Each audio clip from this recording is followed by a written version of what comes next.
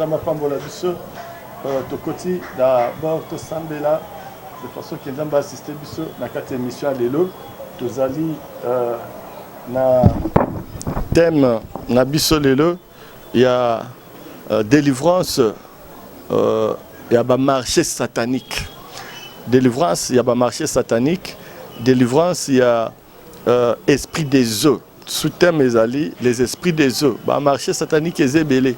Bien aimé, to pambola na nzambe pozolanda biso nzamba pambolo bisukoza ezoza na poto ezoza na fruticide ezaloza epai wapi mozolanda biso nzamba aleka vraiment na kopambola yo nzambe apambola pe église corps du Christ na kati ya Kisasa pe Congo mobimba tozomona mikolo yo ba campagne ba séminaire oui liloba ezalaka na elangate liloba ezalaka na elangate il faut être à tout moment na rythme oyo il faut que la musaba tunyoso to la muka to komi na suka ya makambo nyonso faut to kende biso nyonso to bongola mitoma ba aiglon o nanu ba kotite ba aigle bisika surtout ba kenda ba zongela na kati ya ekuke na kati na ndako na nzambe ba pambolama nzamba lola to pamboli oza nzambe okotika la saint nzambe zipa biso na kati ya lipata na yo lipate banda koyanola lipate liesaki bana Israël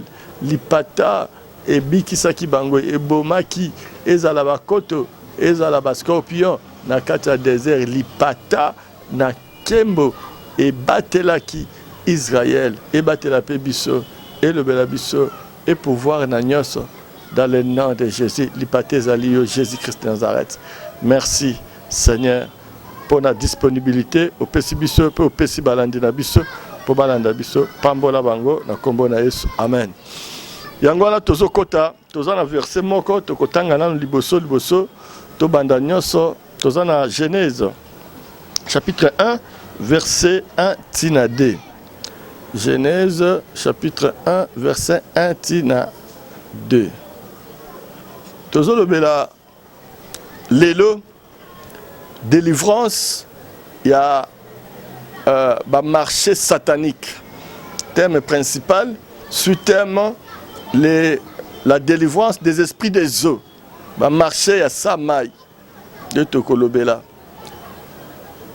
tozana verset 1 ya Genèse Bible le au commencement Dieu créa les cieux et la terre était informe et vide. Il y avait des ténèbres à la surface de l'abîme.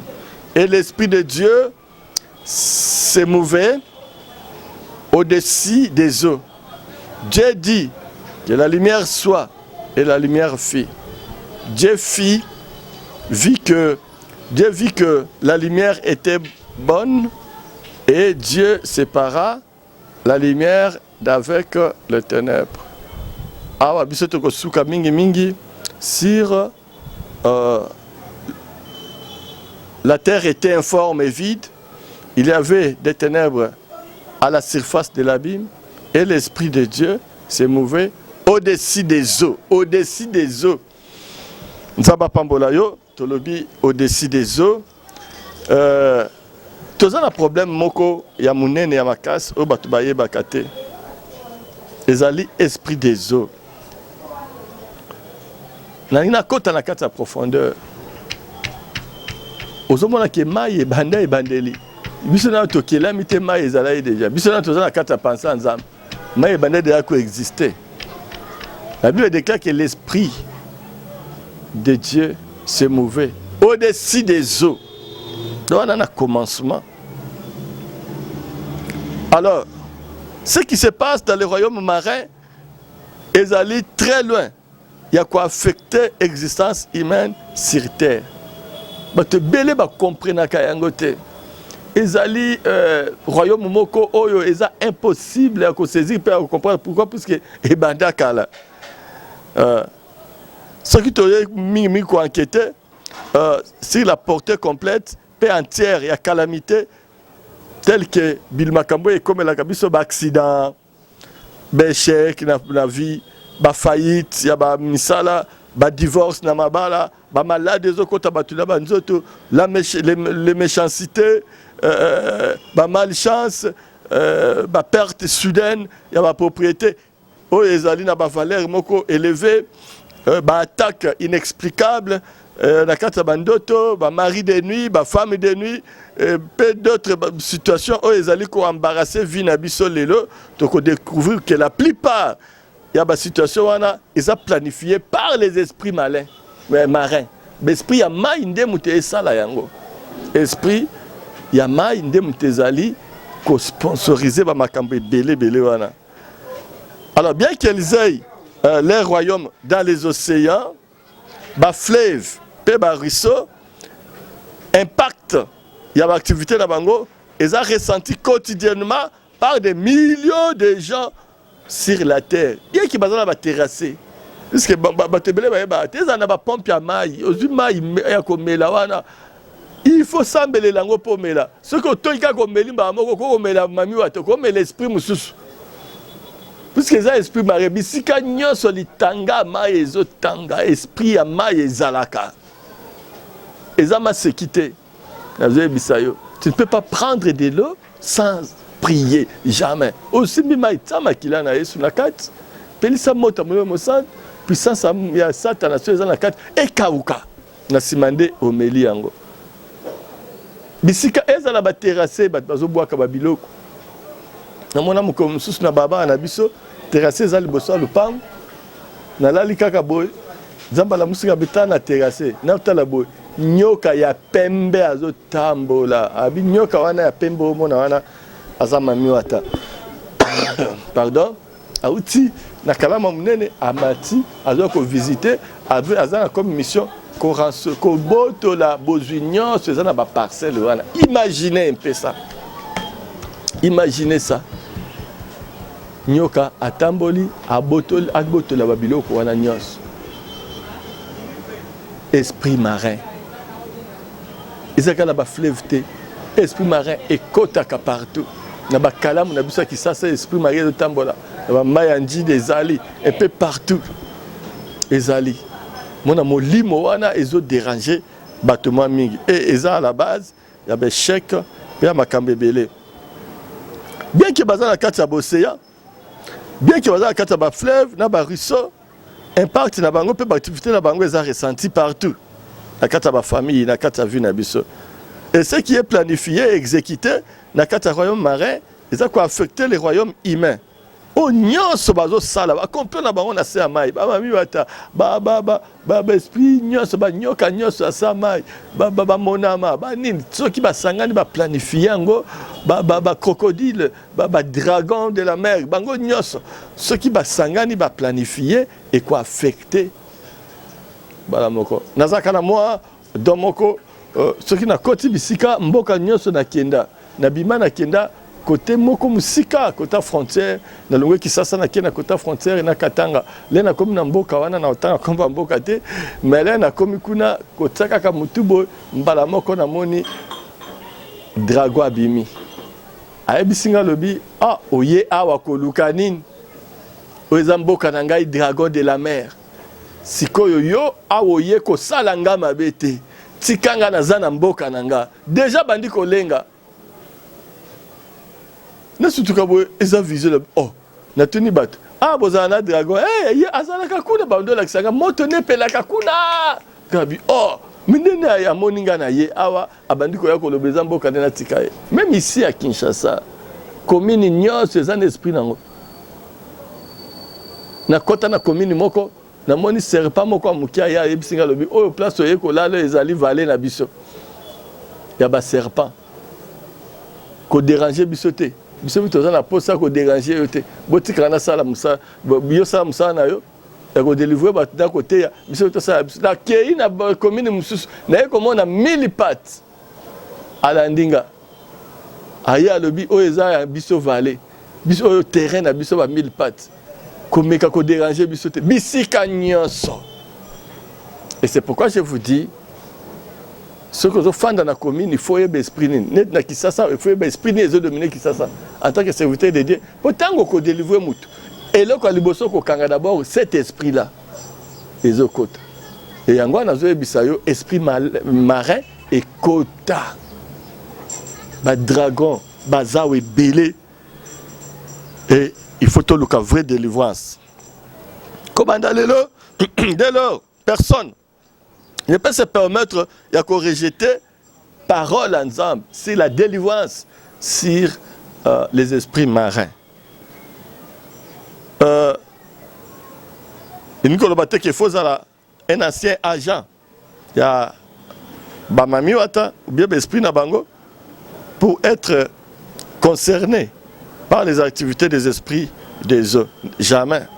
Le fait d'être un être humain, où Azali en relation quotidiennement avec les gens qui travaillent dans Kati, il y a la société, dans le secteur, il y a vie, au qui peut connaissance, de peur que vous ne souffrez dans Kati ignorance. Ceci là, c'est ça qui est ignorance, c'est l'ongba. Na Kati mutuna opobika. Bible, un peuple périt par manque de connaissances. Ceux qui connaissent c'est Koti, il y a parole de Dieu, mais comme nous, tu peux changer la Kati vie na yo. Okoyi kozala ozo diokwama na batak quelconque, oppression na Kati vie na yo, ou bien contrôle maléfique contre les résultats, il y a activité na yo ozo mona malamu te, mais okomona ke na kati nango esprit marlin de mutezoya contrôle maléfique il y a esprit marlin et zanga kate na vie à mutu. Pourquoi contrôle wana esprit ma ezo contrôler kabat?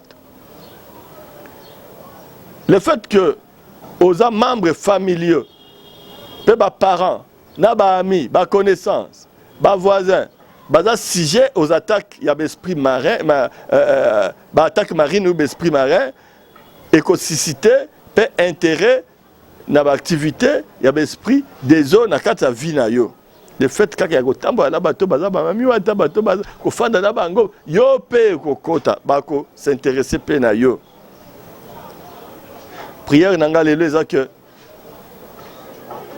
nzamba lola afungolo mis likola ba activité ya mabe ya esprit démoniaque ezo uta na royaume marin contre les êtres humains. Pour comprendre yango poye ba yango. Mukolo ko comprendre l'esprit wana okomona tokolo belango même na bémission la biso prochaine toko étaler bolumbu nyonso ya l'esprit marin pour yo comprendre obima ezate ke za délivrance soto ebisio bondela bo bondelango soto lobi ke yoka bo tanga verset bo tangi ozo kota profondeur ce que esprit wana ezakati na yo ekobima yango moko l'esprit marin bazali content. Tant que bazomo na ba activité, il y a ba plan na bango eza enseveli. C'est-à-dire ezomo na te bombama. Pour comprendre bien la katsanzo ta mutukazan esprit marin, eza passe. Ba activité na bango mingi eza kaya ko bombana. Ba activité wana bango ba lingaka te que mutu a identifié ou bien a garder piste. Il y a structure na bango, plan na bango, projet na bango, organisation na bango. Désir na bango et les kinyoso, c'est lui qui a multiplié leurs victimes. Ba augmenter en nombre. Ba activité na bango augmenter na senamoy. Sans que quelqu'un aille ba ko identifier bango ou bien ko défier bango. On a zo défier. On sa zo landanga esprit marin. Yo moko banda ko kanga bisaka na yo. Pouvoir marin. Kanga bisaka na yo banda ko bima banda ko kende obanda ko ya ozo bomba na kati ya femme de nuit na kati ya mari de nuit oza ko tumba banda ko ezozwa moto kaka boye pamba oza ko bebisa ozo pambola ya le couteau ozo bomba batu brusquement ozo tsaba maladie ya ba tension banit bato ozo kufa na kombo na Yesu musala ne sila bima longba na kati ya vie ya batu dans le nom de Jésus. Hormis le fait que d'avoir un esprit comme l'air, le col à Bajan, il y a un esprit wana, bazape na Bajan humain, oyo bazako capturer, bazo former bango, bazo mobiliser bango, bazako habiliter bango pour ba exécuter ba ordre ya bango. C'est-à-dire, bako koya na quatre églises, bazu pasteur wana aosa ela nzambe. À côté, ça est la paix bango. Ainsi, l'activité na bango, eza ko se limiter seulement na royaume des eaux te eyeti na kati ya mokili na kati ya baentreprise na kati ya gouvernement na kati ya bapasteur na kati ya bana na nzambe mokili mobimba activité na bango elongwe na kati ya mai na sa ya mai babimi baye mutu nyonso oyo ayebi sekele ya mai ayebi ke na sa ya mai mboka eza royaume mobimba eza toza na bato ebele todélivre bautaka na bango na kati ya mai oyo ngai nasali 1 mois na mai ngai nasali 2 mois mosusu bakanga ye base mpe balela bapanza bamatanga maye esu kobima oyo nauti place tel bando osalisanga misala place tel c'est-à-dire ce royaume existe mais il faut ozala na connaissance nango comment ezotravailler comment ezodéranger bato. Alors ces agents-là sont aussi activement impliqués na kati ya baactivité humaine. D'où un grand pourcentage, il y a un problème humain, il y a une situation défavorable, où ils ont dérangé, ils ont confondre dans la vie, ils ont blessé, ils ont la base, ils ont amibal, ils ont outa na kati un royaume des eaux. C'est pourquoi nous avons les 4 groupes de puissances spirituelles, où ils ont contrôlé des activités, où ils ont sont toujours turbulents. Ils sont aussi sans pitié et agissent méchamment. Alors, lorsque toutes ces puissances, ils ont tramé quelque chose, la machination est une preuve idiote. C'est-à-dire,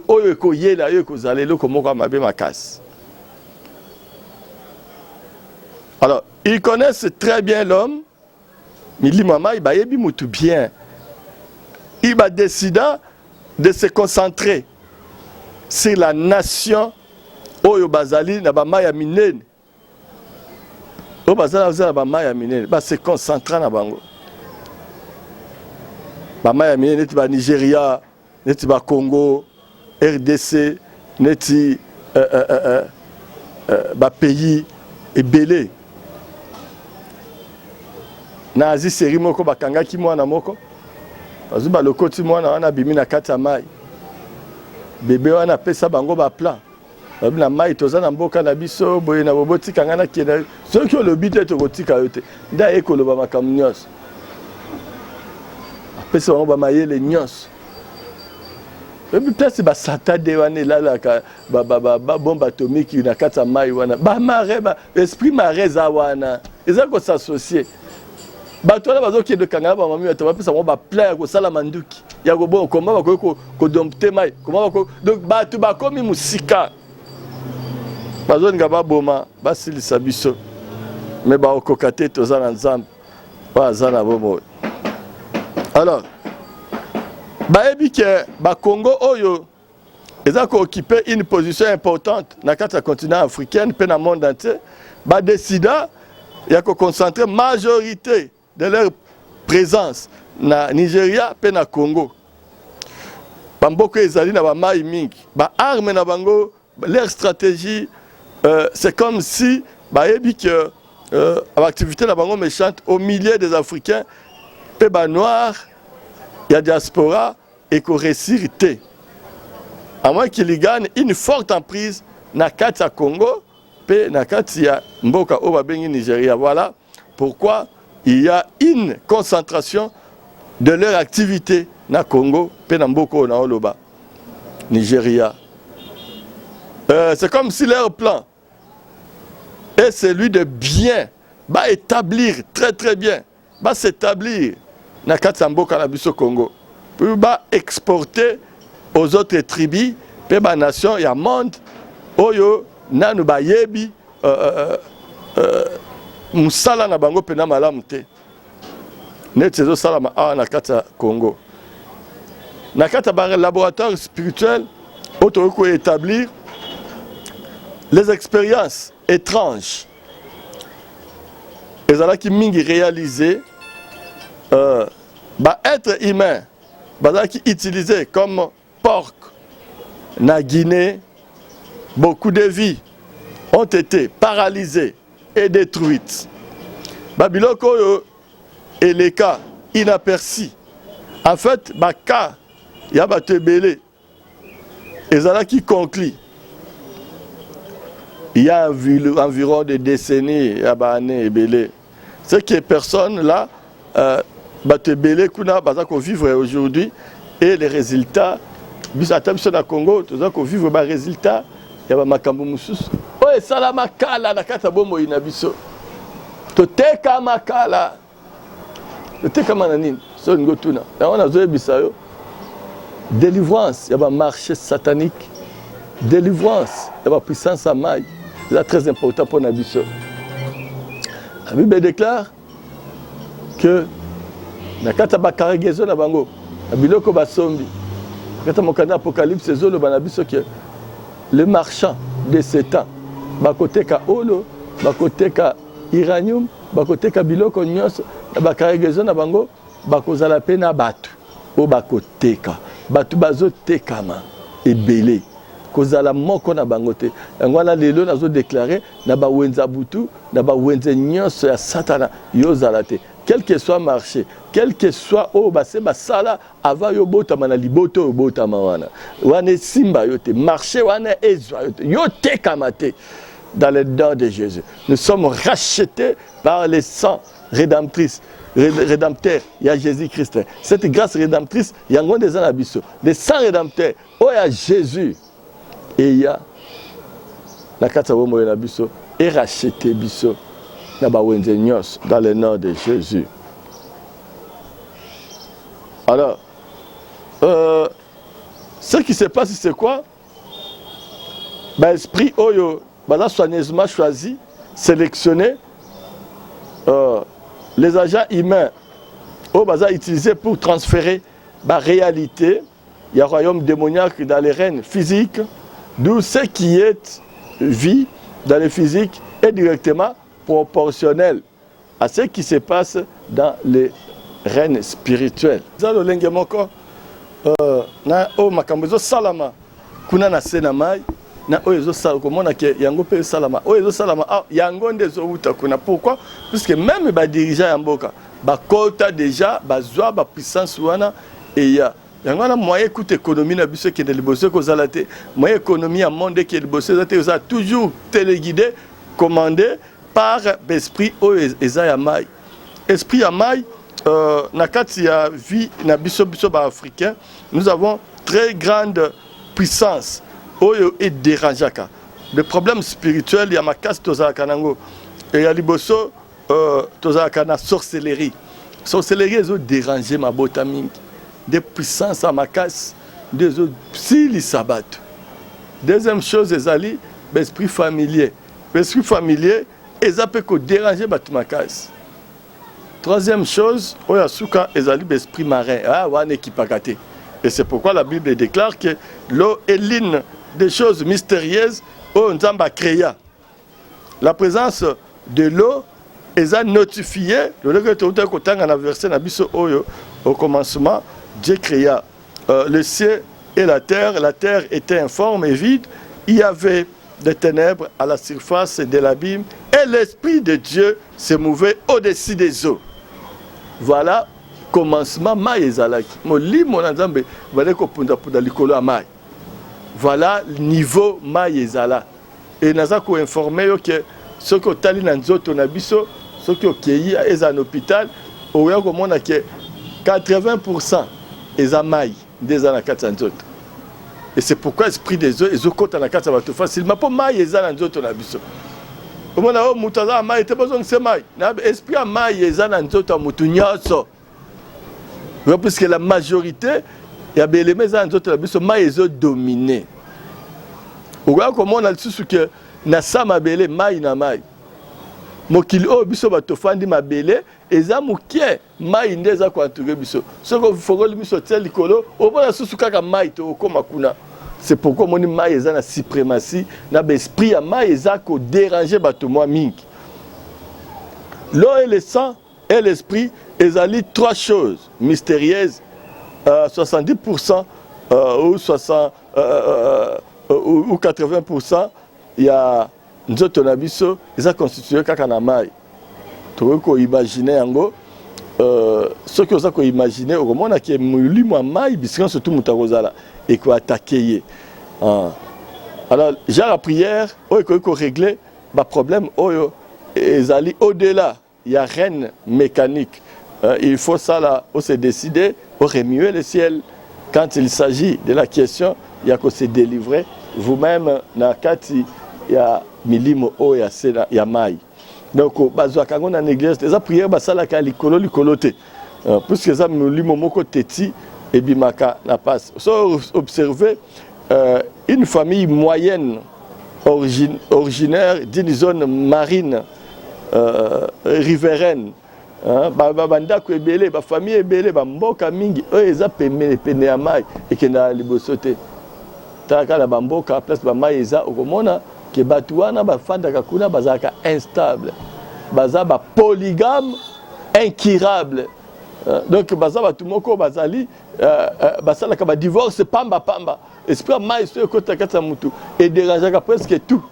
Baza na mbongo ebele te bandako kaka ya mike ya mikuse.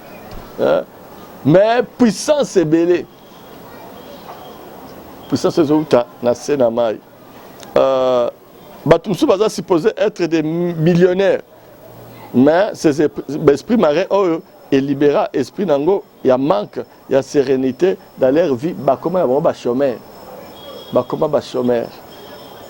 Yango na tozolo ba ke des gens brillants et intelligents, bo bazo outa na ba zone riveraine ont été réduits à des gens sans intérêt. Ces gens ont des idées merveilleuses et des aperçus comme tout. Yo ka ba idée, bo ba nanga ba idée kitoko, mais pas concrétiser ngo. Quand eko ki samate pa nini, l'esprit a mai fandi katina ye. Alors qu'on réalise quelque chose, ils sont constamment renversés. Alors que les gens qui ne sont pas talentueux comme eux sont élevés. Voilà pourquoi il faut annuler votre vie dans tous les marchés sataniques. Bah, effet négatif d'être ressortissant de la zone riveraine. Oh, nyoso eza ya satana. Na kati ya bomo yenezo utanama ezala nile. Nazo ko déclarango lelo. Leo nazo yebisa yo ke bandaka ko sambela. O déclara ka nyoso ya mai ya satana. Ezala nile. Ce que tangi na mokanda ya 1 Samuel chapitre 5, au komona que un démon appelé Dagon. Ce démon peut être comparé à ce que l'on appelle Mamiwata aujourd'hui. Awa et Panabiso. Alors, Batebele, pensaka que sirène azali nouveau phénomène exista depuis le commencement. Sirène exista banda kala. Ezaka kalelote. Dagon était leur sirène à l'époque. Vous avez comparé le cas la sirène na bango. Batu nyonso wanda ko sambela ye. Batu nyonso wanda ko yakuna azosela bango biloko benkata so pesa mbongo obikisa pe bango. Moko le basala kerer. Bazu arche de l'alliance. Bakena makambe bele to monawa. C'est comme ça. Et ko déclasser Dagon. Dagon azana voite, azana bisikate na kata bomo inayo. Akoki jamais kozala na place na kata vinayo. Pourquoi? Parce que vinayo ceux qui nzamba koti Dagon ko kweya ko kata na makolo akobukana. Et on a déclaré na kata vinayo lelo mamiwata oya zwa yo en otage makolo ne katana maboko na ye katana mutu na ye katana. Na ça qui frère moko à une église évangéliste. Papa na to salam sala beza etonga nzambe to salam sala nzambe. Frère soki abandi ko yemba wa okolongola na sapato kabeli opesie azo yemba kitoko azo teya kitoko ngabi nazwi tozi na kati église lipamboli nzamba tindi un grand ouvrier à sa puissance mukolo mususu na fandi kaka na kiti nazo tala azo teya quoi na mona tala lopela business momko po na surtout de on nzamba la kisinga nini mutu kitoko boy azo teya boy église tondi boy esengo nini onazo mona est-ce que ça voyez vérité na bina bomba molimo alobi ko bomba te benga ye yebisa ye na bengi papa yaka Pas fidèle ya ka. Pas fidèle à ye. Pesangai mami wa tozana ye wana osala ne musala. Aboyi. Imagine aboyi. Et puis pesangai to tumbaye. Oza mosala munene nzamba ko utiliser yo. Aboyi na. Na église mon aboyi. C'est son problème. Ayebi singani na lobi papa eza ya famille. Na uti kuna na ba ya kakuna musika famille na ngande basangisa ki batikeli nga pouvoir oyo. Yo lokolo moni pouvoir oyo moyen na pesa yo yango ezate. Mieux vaut que de la longo na l'église na ke de côté mususu. A longo pe d'église a ke côté mususu. Na c'est lokola na moni a oboma yo. Ako bikisa yo te. Et après quelques jours, bah, il s'engage fanda kaka boy ba anyata ye bou muta kriya kaka la kiti ah muta kiya kufi tika eloko wana aza eloko ko sakana nango te ya ko sangisa na makambo nzambe te esprit mai ko sangisa ngona makambo nzambe te abomaka ako siselo ban ako bebi sa vie na yo esprit mai de eloko malamu te yango nazo senga na yo osala vraie repentance. Je veux parler la parole de Dieu. Comme Nasuka Kobo, ça n'a adresse d'Abisso. Ezali na Lobo 42, la commune à Makala. Ceux qui ont dit biso s'abonner, tu peux continuer. Délivrance, il y a esprit marin. Makambeze belé, peut-être sambela les sous-selongo. Zambana ko pambola yo. Nazo sepela que ceux qui ont dit ngai au s'abonner. Au PCP va me s'abonner. Chaîne Nabiso Peso succès au contribuer numéro ezanase au benga so ça na problème il y a esprit marin na ko pesa bilembo ce ko lota ka mingi mai mususu azo nager oh mai ekote libiso tozo sepela mai ekote libino na pongi bo sepela keba mai ba sepela kalango pa bate mai ba sepela nango te beba ozo utalikole zo sopana za ka parole mais oh nyoso mo nezana sezo ngulumba wana tozali wana tokobondela pona yo okomona Doboko na Nzambe sans relâche. Les trois grands esprits, Oyo Nazot Natangi, sorcellerie, Yakanango, Okobiki Sama, esprit familier, Oye Ozobika, et puis esprit Amai. Les trois grands esprits, Oye dérangeables africains. Oye Wana, Toko Sambelelayo, Okobiki Sama. Yango Nazo Sengana Osala pe, ma prière, Oyo na Osala, pour na Tosukisa. Ozape na Mbongo no ya soutien, pour na émission. Na biso okobenga kaka wana okota po ba caméra ba biloko nyonso ebongi to bongisa yango to sala ngeza malam. Je viens par la parole de Dieu contre les esprits marins dans le nom de Jésus. Dans le nom de Jésus. Nazako disposer bino na ba certificat nyonso marin. Na tumbi ba certificat nyonso ya mai. Dans le nom de Jésus. Nous avons ordonné de libérer toutes les bonnes choses que l'esprit marin est détenant en servitude. Biloko nyonso ba na Nzambe o molima maya kanga azongisa yango dans le nom de Jésus. Na yekozwa hameçon de l'Éternel sur tout esprit marin. Nazo boaka hameçon ndobo ya Nzambe ekanga milimo nyonso tu ya mai pe panza yango dans le nom de Jésus-Christ. Merci Seigneur Jésus. Pour la parole nayo, merci pour la nyos, la 5 du pata na zipa, pébi qui s'abat nayo, dans le nom de Jésus-Christ de Nazareth. Amen.